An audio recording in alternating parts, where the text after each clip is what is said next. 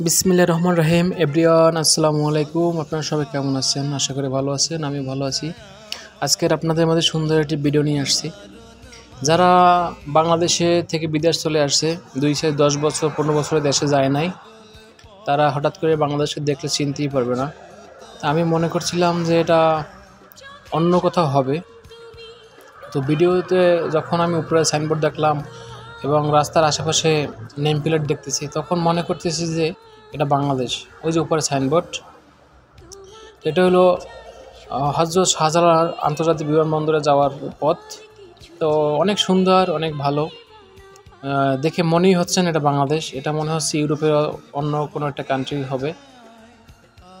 যাই হোক, আল্লাহর কাছে হাজার কোটি শুকরিয়া আদায় করতেছি যে আমাদের বাংলাদেশের জন্য এরকমের প্রতিনিয়ত উন্নয়ন হতে থাকে এবং বাংলাদেশে উন্নয়নমূলক কর্মকাণ্ড চলমান থাকে। যাই হোক, ধন্যবাদ।